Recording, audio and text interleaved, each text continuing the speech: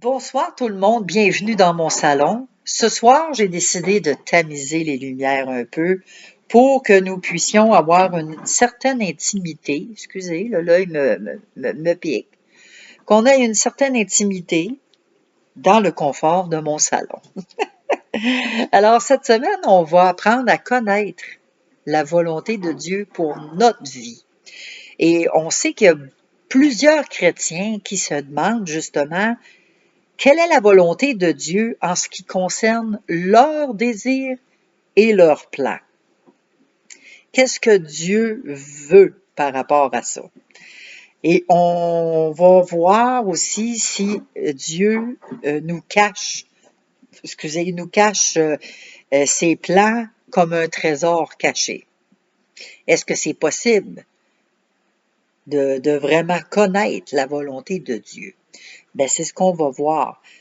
Première chose à regarder, quel devrait être l'un de vos désirs à vous en tant que disciple de Jésus? Qu'est-ce que devrait être votre désir le plus profond? Éphésiens 5, on va regarder ça ensemble. On a dit Éphésiens 5 et c'est le verset 17. Bon, elle est choquée, elle gratte, là, parce que je l'ai envoyé dans son panier. Je ne sais pas si vous l'entendez, là, mais elle n'est pas contente. Parce que d'habitude, elle est toujours collée ici. Puis là, ben, je suis toujours pognée, moi, avec mes bibles. J'ai dit, là, avant de partir la vidéo, va te coucher dans ton panier. Puis elle n'est pas de bonne humeur. Fait que, elle a fini de placer son petit coussin. Elle va peut-être être là pour un petit bout. Donc, le verset 17, qu'est-ce que ça nous dit ici? C'est pourquoi ne soyez pas inconsidérés, mais comprenez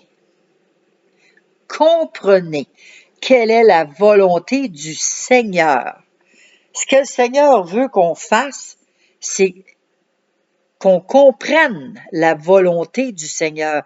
Et ça devrait être un de nos désirs en tant que disciples. Qu'on s'installe avec notre Bible, qu'on prie, qu'on jeûne, qu'on loue le Seigneur. Le désir qu'on devrait avoir, c'est de connaître sa volonté. Qu'est-ce que Dieu vous promet en ce qui concerne sa volonté pour votre vie? On va aller voir le psaume 32, 8. Le psaume 32, 8 pour notre vie à nous. Qu'est-ce qu'il nous promet?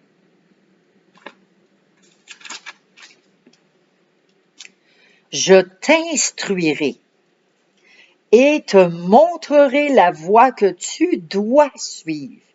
Je te conseillerai, j'aurai le regard sur toi.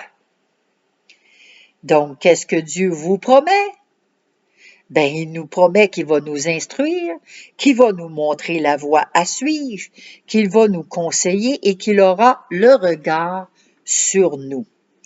Et pour nous conseiller, pour nous instruire, pour nous montrer la voie à suivre, ça prend la parole de Dieu.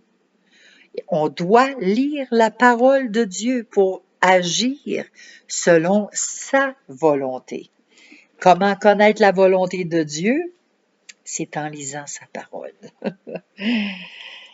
Dans les versets qui suivent, je vais vous donner les références, mais dans les versets qui suivent, qu'est-ce que Dieu vous révèle sur sa volonté à votre égard? Un Thessalonicien, il est long, puis il est dur à dire. Un Thessaloniciens 4, 3.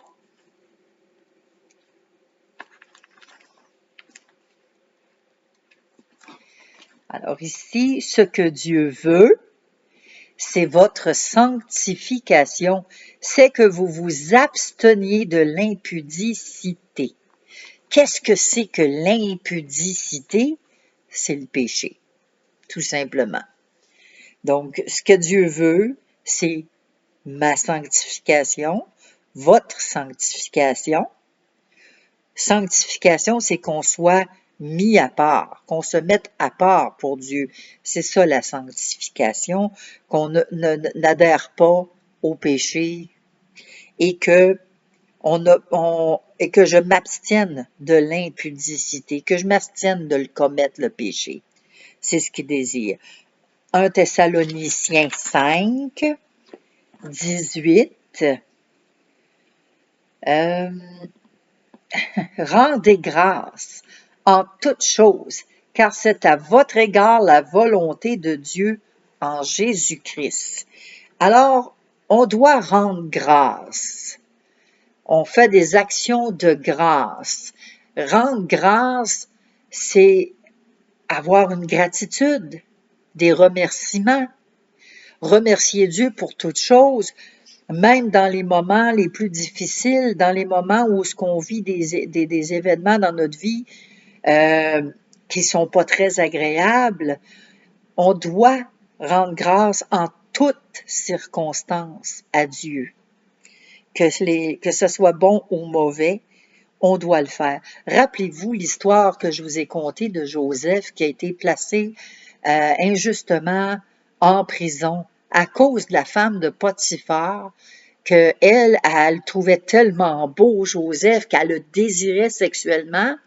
Puis parce que Joseph a refusé ses avances, puis qu'il a dit non, je peux pas te toucher, je peux avoir tout ce que je veux, tout ce que je désire de Potiphar. Potiphar me donne l'autorisation sur son royaume, sauf sur toi.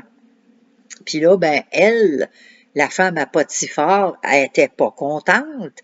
Alors elle l'a accusé injustement et on l'a jeté en prison. Ce que Joseph a fait, c'est qu'il n'a pas murmuré. Il a gardé en tête les visions, les songes que Dieu lui avait donnés autrefois quand il était jeune, avant que ses frères le vendent. Et il a toujours remercié le Seigneur. Il a toujours rendu grâce. Il n'a jamais élevé la voix pour murmurer contre Dieu, puis il n'en a pas voulu. Parce que quoi? Il avait les yeux fixés sur les promesses. Rappelez-vous les promesses qu'on a regardées? Ben c'est ça. Il n'en a pas voulu. Alors, quelle attitude le psalmiste avait-il adopté à l'égard de la volonté de Dieu? On va regarder le psaume 40 au verset 9.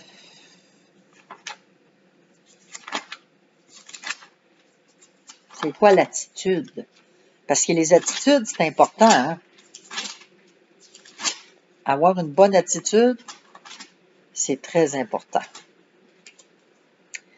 Verset 9, psaume 40, verset 9. Je veux faire ta volonté, mon Dieu, et ta loi est au fond de mon cœur. Ta loi est au fond de mon cœur. Je veux faire ta volonté, mon Dieu. Alors ici, l'attitude du psalmiste, c'est qu'il s'abandonne à Dieu. Il veut faire la volonté de Dieu et il inscrit la loi de Dieu dans son cœur pour ne pas pécher contre Dieu. Et de quelle façon qu'on va garder la loi de Dieu dans nos cœurs? C'est en lisant la parole. On s'en sort pas sans la parole de Dieu. On en a besoin, c'est notre nourriture pour notre âme. Autant qu'on a besoin de nourriture pour notre corps, autant on a besoin de la nourriture pour nourrir notre âme, pour renouveler notre intelligence. Qu'est-ce qui peut nous aider à avoir la même attitude que ce psalmiste-là? Qu'est-ce qui peut nous aider? Ben, premièrement, nous aider, c'est de lire, oui, sa parole, d'avoir une bonne communion avec le Seigneur, un bon dialogue, lui parler, avoir une relation vraie et sincère, et surtout se garder dans l'humilité. Ne pas se croire sage, ne pas se croire debout, hautain au-dessus des autres, mais garder notre humilité devant Dieu. C'est ce qui va nous aider à faire la volonté de Dieu. Qui nous donne la force d'accomplir la volonté de Dieu? Qui peut nous le donner, ça, d'accomplir cette volonté-là? On va aller voir Philippiens. Philippiens dans le Nouveau Testament. Et c'est 2, verset 13. 2, verset 13. Car c'est Dieu qui produit en vous le vouloir et le faire selon son bon plaisir. Donc, qui nous donne la force d'accomplir la volonté de Dieu? C'est Dieu lui-même. C'est Dieu qui nous donne le vouloir. On le veut. Des fois, il y en a qui disent « Ah, je veux, mais je peux pas. » Ou je ne veux pas, mais je peux le faire. Voyez-vous, je peux le faire, mais je veux pas le faire. Ou je veux le faire, mais je peux pas. Mais tandis que c'est ça, c'est Dieu qui donne ça, c'est pas personne d'autre. Jean 15, 5.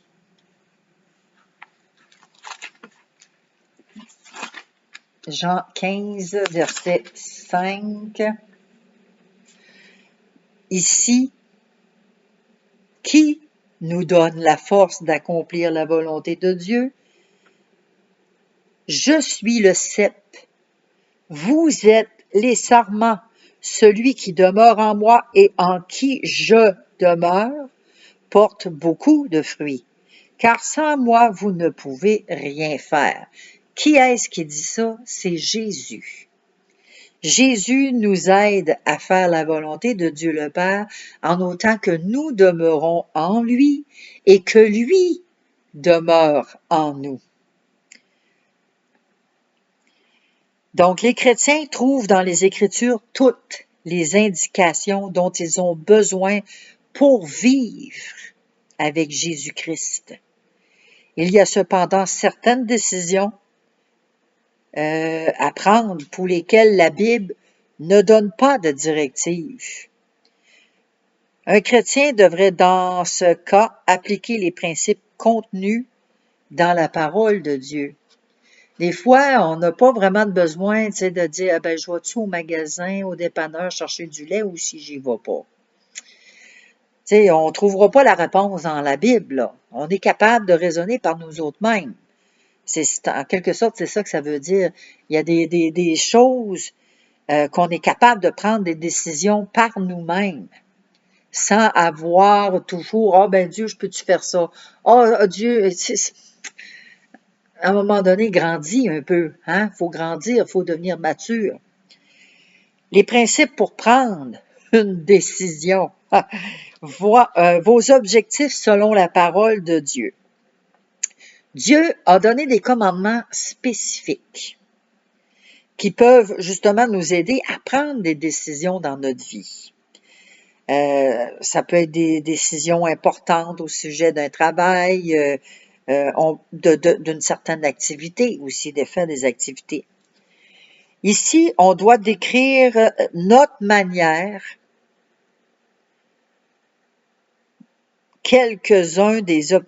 décrire à notre manière, décrivez à votre manière quelques-uns des objectifs de Dieu pour vous. Dieu désire que vous faisiez quoi? Matthieu 6, 33. Qu'est-ce que Dieu veut qu'on fasse? On va aller regarder ça. 6, Verset 33, évidemment, l'autre bord de la page. 33. Cherchez premièrement le royaume et la justice de Dieu, et toutes ces choses vous seront données par-dessus tout. Alors, comment qu'on peut décrire ça à notre manière? Ben, à ma manière, à moi, si moi je cherche d'abord et avant tout le royaume de Dieu, si je cherche en premier Dieu en toutes choses, en tout point dans ma vie, que je mets Dieu en première ligne parce qu'il est la tête. Alors, si lui est le premier sur ma liste et que je cherche à lui plaire, à connaître la volonté de Dieu pour moi, bien, toutes les autres choses vont découler par la suite. Le plus important dans notre vie, c'est de chercher le royaume de Dieu en premier lieu. En premier lieu. Il n'y a pas d'autre point, il n'y a pas d'autre chose de plus important que cela. C'est la chose la plus importante à faire. Matthieu 22, de 37 à 39. Jésus lui répondit, « Tu aimeras le Seigneur ton Dieu de tout ton cœur, de toute ton âme et de toute ta pensée. C'est le premier et le plus grand commandement, et voici le second, qui lui est semblable. Tu aimeras ton prochain comme toi-même. » C'est pas compliqué. Qu'est-ce que Dieu veut qu'on fasse de cette façon-là? C'est de l'aimer, d'aimer Dieu de toute notre force, de toute notre âme, de toute notre pensée, qu'on le mette en premier dans toute chose, puis qu'on l'aime de tout notre être. On l'aime de tout notre cœur, on l'aime tellement à un tel point qu'on cherche à faire sa volonté. C'est ce qu'il veut qu'on fasse. Et non seulement ça, mais il veut qu'on aime notre prochain parce qu'il dit que si on aime notre prochain, c'est un commandement semblable à si on aime Dieu, de la façon qu'on aime Dieu.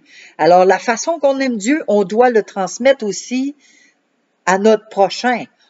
Même si notre prochain, il est pas fin. Même si notre prochain, il est pas parlable.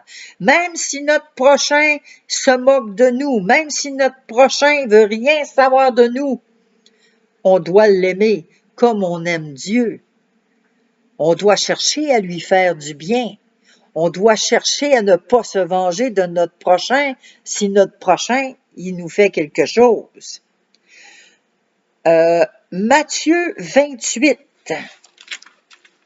18 à 20. Mais c'est pas facile d'aimer ceux qui sont pas aimables, hein? C'est-à-dire que aimer ceux qui sont aimables, il n'y a rien là. On peut faire ça, il n'y a pas de problème. Mais ceux qui sont détestables sont durs à aimer. Puis je vous comprends. Donc, on a dit, le verset 18 à 20 dans Matthieu 28. Alors ici, Jésus s'étant approché, leur parla ainsi.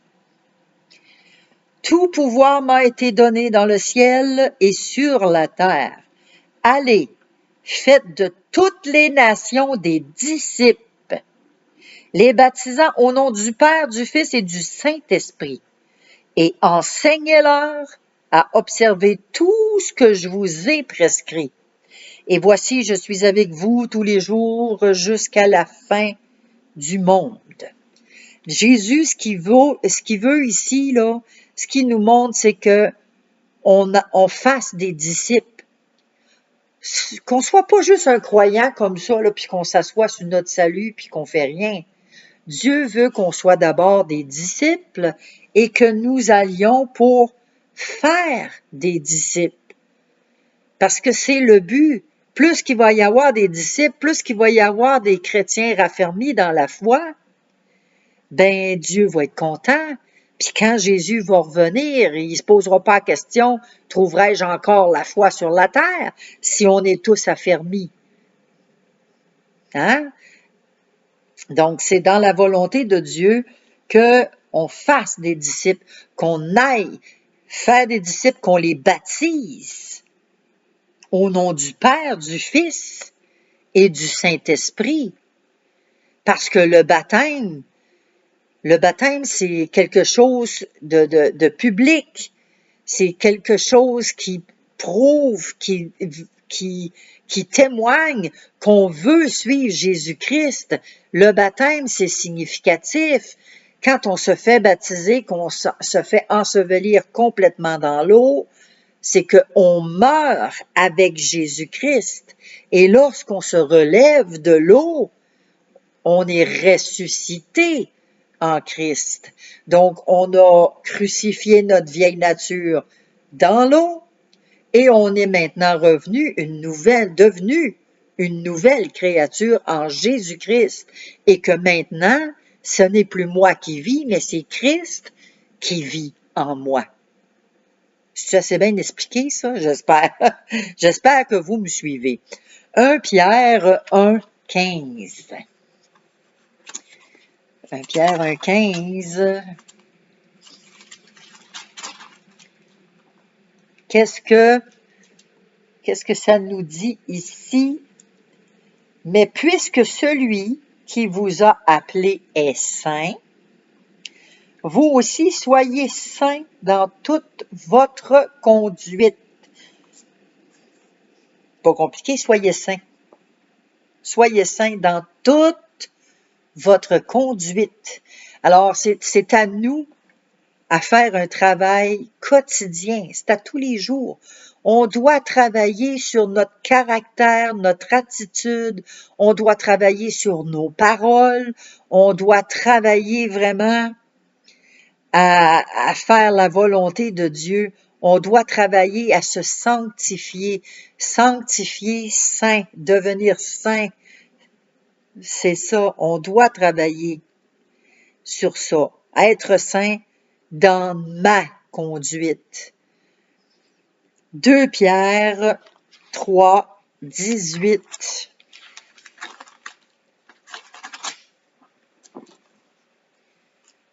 Mais croissez dans la grâce et dans la connaissance de notre Seigneur et Sauveur Jésus-Christ. À lui soit la gloire maintenant et pour l'éternité. Amen. Croissez, ça veut dire grandissez. Grandir dans la grâce et dans la connaissance de notre Seigneur et Sauveur Jésus-Christ. Fait qu'on doit s'efforcer à tous les jours, avec la parole de Dieu, à grandir et à connaître Jésus-Christ. Qui est-il? Qui était-il? Qui est-il encore aujourd'hui? Parce qu'il demeure éternellement, il est ressuscité, il est assis à la droite de Dieu le Père Tout-Puissant, il intercède pour nous. Et qui est Jésus en 2025? Qui est-il? On sait qu'il y a beaucoup de religions dans le monde, mais seul le nom de Jésus est rejeté, est bafoué. On retire le nom de Jésus. Pourquoi? Parce que le nom de Jésus est au-dessus de tout nom et qu'il y a de la puissance. Il est Dieu, il est le Tout-Puissant. Le nom de Jésus fait trembler les démons. Même les démons tremblent. Ils connaissent la souveraineté de Jésus. Ils savent que Jésus est Dieu et ils ont peur. Ils tremblent devant lui, devant son nom. Imaginez-vous. Donc, c'est ce que Dieu veut qu'on fasse, qu'on grandisse, qu'on croître dans la grâce et la connaissance. Et quand on connaît Jésus-Christ, on connaît la puissance, on connaît le royaume de Dieu, parce que le royaume de Dieu s'est approché de nous. Il nous a tout donné, Dieu, en nous donnant Jésus-Christ. On a l'héritage que Jésus a. On est des co-héritiers. C'est pas rien. C'est vraiment pas rien. C'est grandiose, c'est spectaculaire, c'est magnifique, il n'y a pas de mots pour décrire. Il n'y en a pas de mots pour décrire toute la puissance, toute la richesse qu'on a obtenue en croyant en Jésus. Lorsque vous devez décider de quelle manière vous devez agir, posez-vous les questions suivantes. Est-ce que je fais passer les désirs de Dieu avant les miens? Mettons qu'on a un désir, là, mais c'est notre désir à nous. Est-ce que mon désir va passer avant les désirs de Dieu? Est-ce que cela va m'aider à mieux aimer Dieu et mon prochain dans telle décision? Ça va-tu m'aider, ça? À aimer Dieu encore plus? Ça va-tu m'aider à aimer mon prochain? Cet acte est-il en rapport avec la grande mission de Jésus-Christ? Ça va-tu m'aider à mener une vie plus sainte? Je vais-tu être plus sanctifié si je fais ça ou si je dis ça? Ça va-tu m'aider? Cette manière d'agir m'amène-t-elle à mieux connaître Jésus-Christ?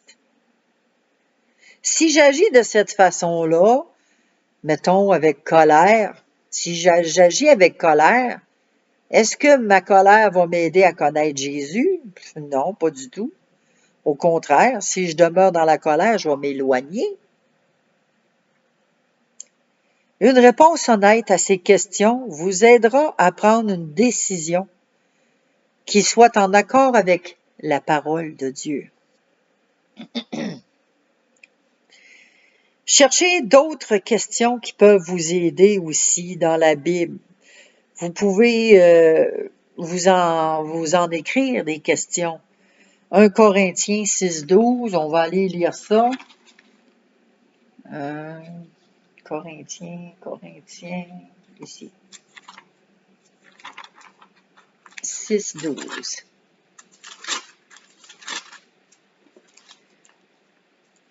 Tout m'est permis, mais tout n'est pas utile. Tout m'est permis, mais je ne me laisse asservir par quoi que ce soit. Alors ici, est-ce que si tout m'est permis va rendre gloire à Dieu? Parce qu'ici, tout m'est permis, mais tout n'est pas utile.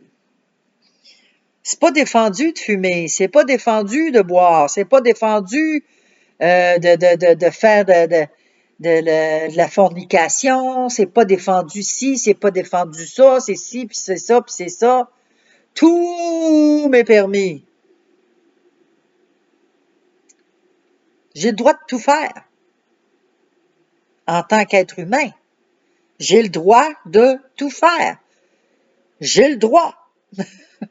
Comme diraient les Québécois, j'ai le droit. Mais tout m'est pas utile. Si j'exerce tout, si je consomme de la drogue, si je fais de la pornographie, si je consomme de la boisson, si je joue à des jeux au hasard, si je fais des choses qui sont contraires à la parole de Dieu, c'est permis. Le gouvernement a légalisé la drogue, c'est permis, j'ai le droit. Est-ce que ça va glorifier Dieu dans ma vie? Est-ce que Dieu passe en premier si j'adhère à ces choses-là? Est-ce que mon rapport avec Dieu va changer? Si, évidemment que ça va changer parce que ce sont des choses qui ne sont pas utiles et qui nous entraînent dans le péché. C'est pas utile faire ces choses-là. Qu'est-ce que ça me donne? Qu'est-ce que ça me procure? Oh, ben, ça me procure du plaisir. Moi, j'aime ça. J'aime ça, fumer. Moi, ça me détend, ça me relaxe les nerfs. J'aime ça. Oui, OK, t'aimes ça, ça fait que ça te procure du plaisir à toi? Oui. Ça procure pas du plaisir à Dieu. Est-ce que est-ce que tu cherches Dieu là-dedans? Est-ce que tu glorifies Dieu dans ça? Non, ça glorifie pas Dieu. Non, c'est certain. Ça glorifie pas Dieu parce qu'on souille le temple de Dieu. Fait que c'est des choses qu'on doit se poser, qu'on doit réfléchir, qu'on doit méditer. 1 Corinthiens, le même, là, 6, verset 19-20. Ne savez-vous pas que votre corps est le temple du Saint-Esprit, qui est en vous, que vous avez reçu de Dieu et que vous ne vous appartenez point à vous-même, car vous avez été rachetés à un grand prix. Glorifiez donc Dieu dans votre corps et dans votre esprit, qui appartient à Dieu. Alors, si tout m'est permis, mais si je pratique ces choses-là, ça souille le temple de Dieu, parce que je suis le temple de Dieu. Je m'appartiens pas à moi-même. J'appartiens à Dieu. Dieu, il est le Seigneur de ma vie. Seigneur, ça veut dire propriétaire de ma vie. Et si je suis en Christ et que Christ est en moi, je ne dois pas me souiller en pratiquant ces choses-là. 1 Corinthiens 8,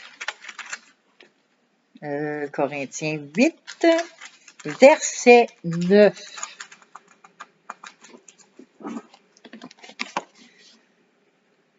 Prenez garde, toutefois que votre liberté ne devienne une pierre d'achoppement pour les faibles. Ben moi, je suis libre de faire ce que je veux, moi. Je suis libre d'aller dans les bars, je suis libre de prendre de la boisson, je suis libre de fumer une cigarette, je suis libre de consommer de la drogue. Je suis libre. Je suis complètement libre, moi. J'ai ma liberté de faire ce que je veux. Ça rappelle quand on est des adolescents, puis qu'on a donc hâte d'avoir 18 ans pour être majeur, puis enfin quitter la maison, puis enfin faire ce qu'on veut. On a-tu hâte un peu? En tout cas, pour certaines personnes, il y a des personnes qui ont hâte de quitter le nid familial pour justement être libre. Hey, si je peux donc avoir 18 ans, hey, je vois-tu, hein, faire telle affaire. On l'a l'affaire, notre liberté. Mais moi, je connais pas personne de libre. Il n'y a personne de libre. Tu es esclave de la cigarette, tu es esclave de la boisson, tu es esclave de la drogue, tu es esclave de la pornographie, tu es esclave des jeux de hasard, tu es esclave. Parce que tu en as besoin. Je vois tellement des gens qui fument, qui sont même pas capables d'aller à l'église, rester assis 3 heures à l'église sans sortir pour aller fumer, ça leur prend le nicotine. On arrête là parce que je pourrais en mettre un sujet, puis un autre, mais on va arrêter là, mais c'est pour nous conscientiser que tout nous est permis, mais tout nous est pas utile, et qu'il y a certaines choses qu'on doit se départir quand on a donné notre vie à Jésus-Christ. On peut pas demeurer comme on était. Ah, mais là, Chantal, tu comprends pas. Dieu me comprend, puis aide-toi, puis le ciel t'aidera. C'est pas compliqué, c'est une décision que ça se passe ici entre les deux oreilles. C'est là-dedans que ça se passe. Quand on décide quelque chose, dit regarde, moi je me décide, c'est ça finit là. Puis on s'en va comme ça, puis on s'en tient à ça. Ben Dieu, si on fait un pas dans cette direction-là, dans notre décision, Dieu va faire 2 pas avec nous et même au-delà. Il va nous surprendre, je vous le dis. 1 Corinthiens 10, 31.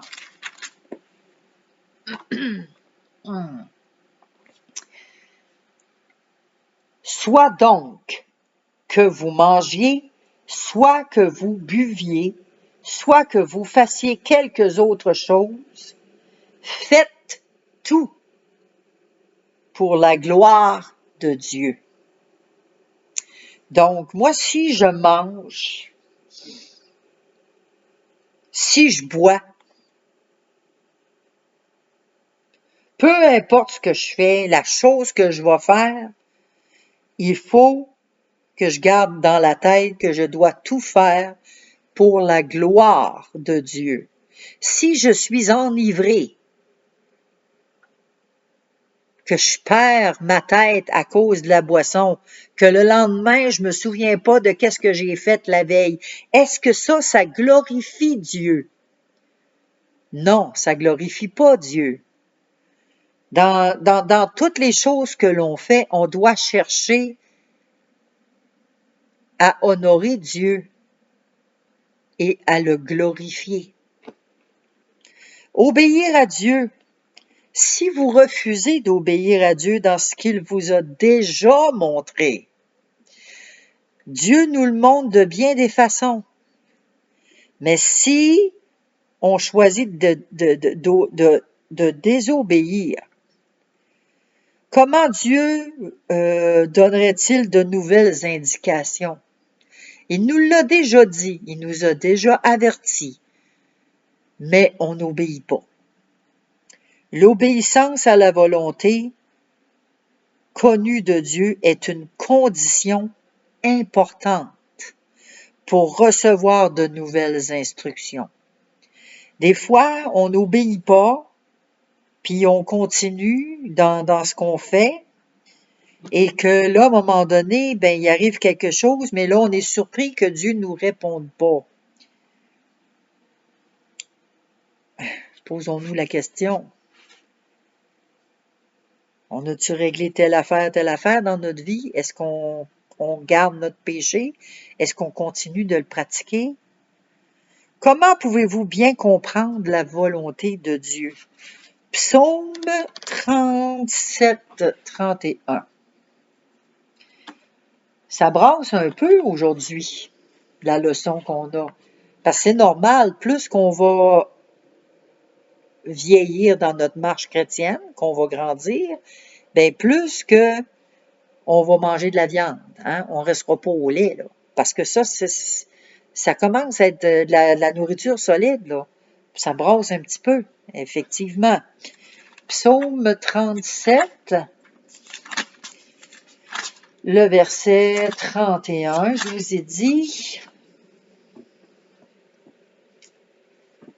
Alors, la loi de son Dieu est dans son cœur. Ses pas ne chancellent point.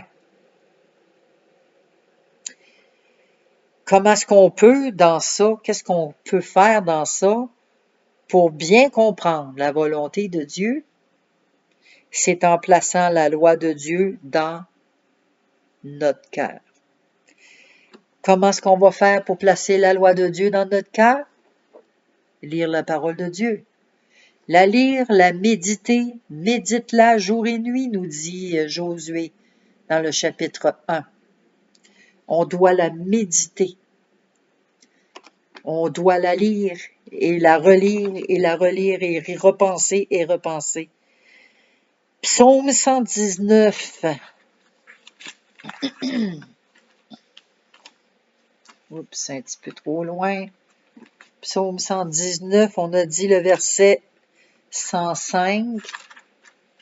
Il y a beaucoup de versets. C'est le psaume le plus long de la Bible. Ta parole est une lampe à mes pieds et une lumière sur mon sentier. Alors, quand on lit la parole de Dieu, souvent, il y en a qui la liront pas parce qu'ils veulent pas être mis en lumière. Ils veulent pas avoir le nez collé dans la parole de Dieu, parce que la parole de Dieu, c'est notre miroir, c'est notre reflet, c'est notre conscience qui est réveillée quand on lit la parole de Dieu. Puis il y en a beaucoup qui veulent pas être confrontés à leur miroir, à leur reflet, donc ils la lisent pas, parce qu'ils se disent, bon, en la lisant pas, je le sais pas, pas vu, pas pris, pas coupable, comme certains dictons disent, mais Dieu voit tout. Alors ici, c'est que la parole de Dieu, elle est une lampe. Et une lampe, c'est prévu d'éclairer quelque chose. Quand on a une lampe, j'en ai d'allumer, moi, des lampes. Si je les éteins toutes, je verrai rien, puis je vais risquer de m'enfarger quand je vais marcher. Fait que la lampe, c'est pour nous éclairer, pour voir les obstacles sur la route. Et c'est une lumière sur mon sentier. La révélation de la parole est claire. Elle donne l'intelligence. C'est ce qui nous éclaire quand on a la parole de Dieu. Le verset 130, voyons, c'est l'autre page, Montadine, psaume 119, mais verset 130, parce que là, on a lu le verset 105. 130 nous dit, la révélation de tes paroles est claire. Elle donne de l'intelligence au simple. Fait qu'on devient de plus en plus intelligent quand on lit la parole de Dieu.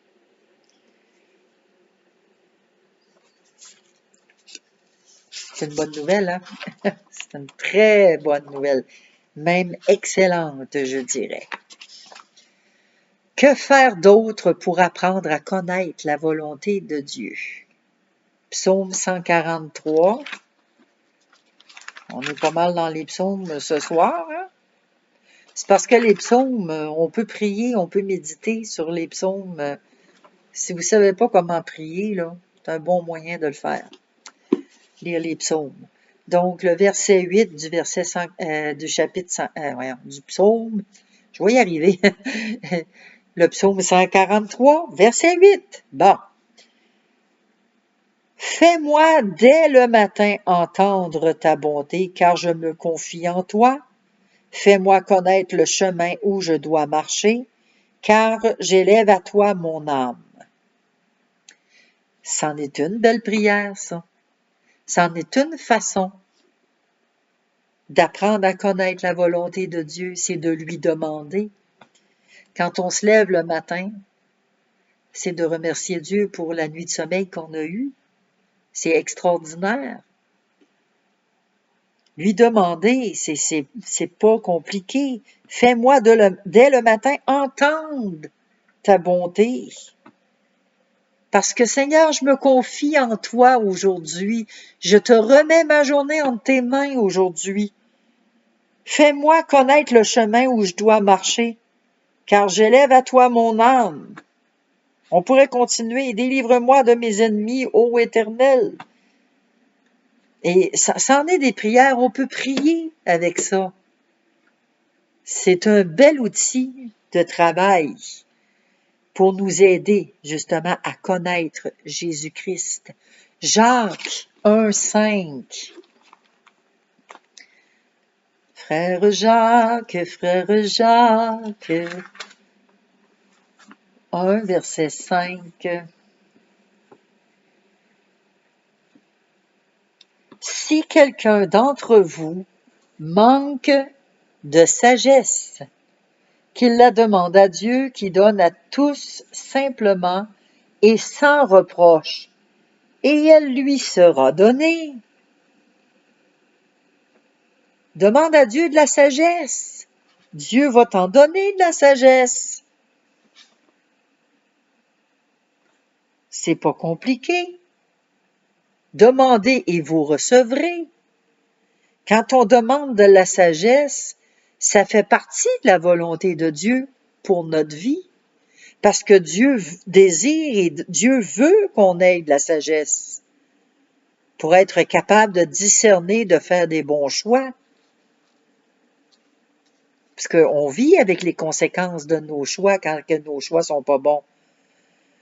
Le psaume 25 est une prière de David. Il demande à Dieu de lui donner ses directives. Alors, on va aller regarder le psaume 25, versets 4, 5. Il y a des directives là-dedans. Puis, on peut les appliquer pour nous dans notre vie de tous les jours. Éternel, fais-moi connaître tes voies. Enseigne-moi tes sentiers. Conduis-moi dans ta vérité et instruis-moi. Car tu es le Dieu de mon salut. Tu es toujours mon espérance. C'est une belle prière. C'est vraiment extraordinaire de prier de cette façon-là. Et ça, c'est la volonté de Dieu, qu'on prie des belles prières comme ça, mais il faut les prier d'un cœur sincère. Il faut comprendre qu'est-ce que l'on prie. Souvent, moi, je dis à bien des gens, il y a des chants qui se font chanter dans les églises, puis là, je suis là, je dis, mais comprenez-vous vraiment qu'est-ce que vous chantez? Est-ce que vous comprenez? Est-ce que vous saisissez le sens des paroles? Comprenez-vous qu'est-ce que vous chantez? À un moment donné, j'avais fait partie d'un groupe gospel dans le monde et on était à des pratiques et à un moment donné, il y a un chant, en tout cas, c'était tellement beau quand ils l'ont chanté, je me suis mis à pleurer parce que je le connaissais pas, j'étais nouvellement arrivée dans le groupe, excusez-moi, mes yeux piquent. J'étais arrivée dans le groupe et là, ils ont commencé à chanter ce chant-là. Et là, je me mets à pleurer. Après, quand ils ont eu terminé, je leur ai demandé, puis il n'y en a pas une dans cette chorale-là qui était chrétienne, j'étais la seule. Je leur ai demandé, est-ce que vous comprenez? Comprenez-vous qu'est-ce que vous chantez? Mais c'est tellement puissant, ces paroles-là. Je me souviens pas du chant parce que c'est un chant qui était en anglais, évidemment, mais ils ne saisissaient pas. Elles ne comprenaient pas, ces femmes-là, qu'est-ce que je voulais dire par ça. Parce qu'il n'y en a pas une qui connaissait Dieu. Il n'y en a pas une qui connaissait Jésus-Christ. Et souvent, dans les églises, les gens sont là, ils chantent pour chanter. Hein, on va chanter, on emmène le peuple de Dieu à la louange, on chante parce qu'il faut chanter. Mais ils ne comprennent pas l'importance des paroles. Ils ne comprennent pas. Et c'est ce qui fait aussi qu'il y a bien des chants qui sont apportés le dimanche matin qui n'auraient pas lieu d'être dans une église. Du moins le dimanche matin. Il y a des chants que c'est parfait pour des concerts du vendredi soir et du samedi soir, mais que le dimanche matin, ce soit réservé pour adorer et louer Dieu. Ça, c'est mon point de vue à moi, mais je suis convaincue que en changeant les chants et en mettant les choses aux bonnes places, il y a des choses qui changeraient dans nos vies et dans nos églises. Alors, c'est une prière que David demande. Éternel, fais-moi connaître ta volonté, ton cœur. Enseigne-moi tes voies, tes sentiers. Instruis-moi, conduis-moi dans ta vérité. Tu es mon Dieu, mon espérance, mon salut. Quand on prie comme ça d'un cœur sincère, quand on saisit l'importance des paroles. Wow! Ça fait toute une différence. Quelqu'un qui va prier, qui va lire pour lire, mais quelqu'un qui va lire pour comprendre, ça fait deux. C'est comme la prière du pharisien et du sadducéen, que les deux sont dans l'église. Il y en a un qui se frappe la poitrine. Pardonne-moi, Seigneur. Puis je suis certaine qu'il priait des prières profondes comme le roi David, qui priait de tout son cœur, puis que l'autre, debout, hautain, priait, puis imbu de lui-même. Dieu va agréer une prière avec des mots sincères, des mots vrais, une repentance du cœur, des mots qui sont réfléchis, qui sont pensés, qui sont vrais, qui sont véritables, qui sont honnêtes devant Dieu. Vaut mieux qu'une prière faite machinalement. Et c'est pareil pour les chants. Les chants qui sont chantés dans les églises. Si vous chantez pour chanter, votre place n'est pas là. Vous devez chanter, puis chanter vraiment de tout votre cœur. Que vos chants fassent vibrer vos tripes, que votre corps au complet puisse vibrer, comprendre, saisir les paroles que vous chantez. C'est important. Romains 12. Romains 12, versets 1 et 2. On y arrive.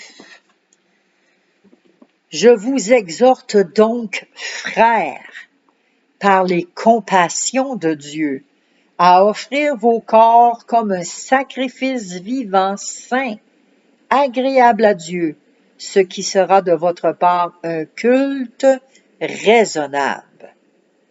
Ne vous conformez pas au siècle présent, mais soyez transformés par le renouvellement de l'intelligence, afin que vous discerniez quelle est la volonté de Dieu, ce qui est bon, agréable et parfait. Offrons nos corps. Nous sommes le temple du Saint-Esprit. On ne doit pas souiller le temple du Saint-Esprit. On doit offrir notre corps comme un sacrifice vivant. Parce qu'on ne s'appartient pas à nous-mêmes, on appartient à Christ. Christ est notre Seigneur, ce qui veut dire notre propriétaire. Qu'on soit des sacrifices vivants, saints, agréables à Dieu, ce qui est de notre part un culte raisonnable. C'est ce que Dieu demande. Ça fait partie de la volonté de Dieu pour notre vie. Quel guide vous est promis lorsque vous cherchez les directives de Dieu? Jean 16, verset 13. On a un guide qui nous a été promis. Jean 16, le verset 13.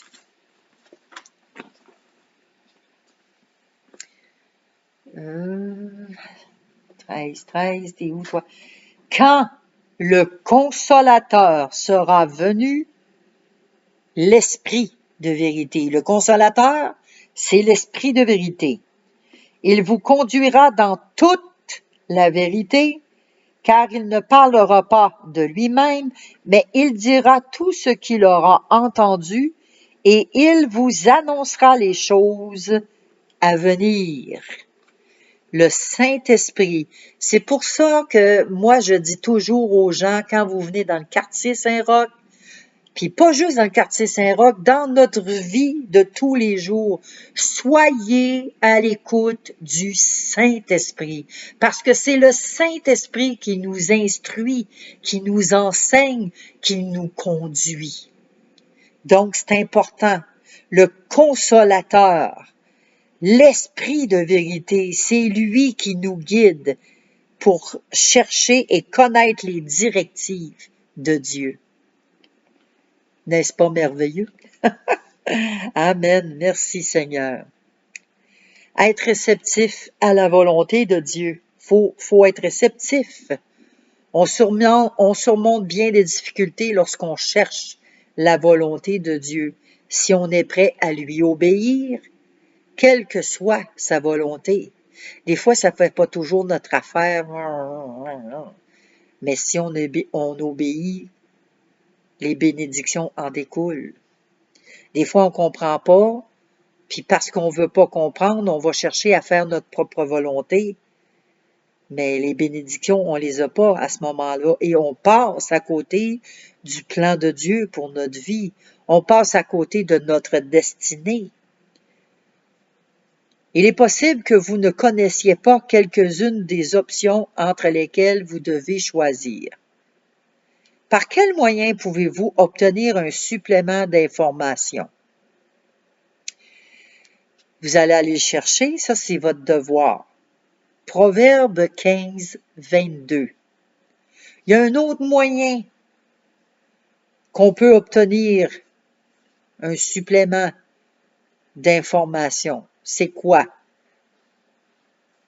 Proverbe 15, 22. Vous allez aller le chercher.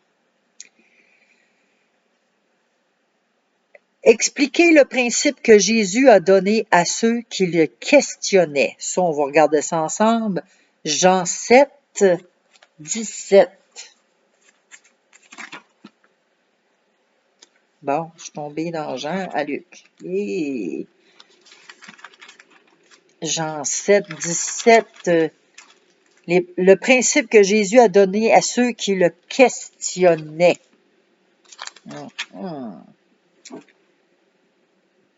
Si quelqu'un veut faire sa volonté, il connaîtra si ma doctrine est de Dieu ou si je parle de mon chef. Fait que ça veut dire que si quelqu'un veut faire la volonté de Dieu, c'est là qu'il va connaître si Jésus parle de lui-même ou si quelqu'un veut faire sa volonté, donc si quelqu'un veut faire la volonté de Dieu, ben c'est là qu'il va connaître si la doctrine de Jésus, que Jésus enseignait, était de Dieu, ou si il parlait de son propre chef à lui.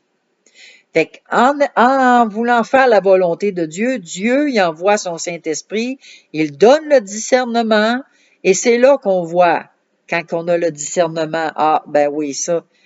C'est pour ça qu'il faut analyser les Écritures à tous les jours, hein. C'est notre devoir à nous d'analyser qu'est-ce qui nous est dit. C'est-tu de Dieu, c'est-tu pas de Dieu? Analysons, puis on va comprendre. Ceux qui veulent faire la volonté de Dieu connaîtront si la doctrine est de Dieu. Comment devez-vous agir lorsque vous savez ce que Dieu vous demande? Éphésiens 6, verset 6. Comment peut-on savoir?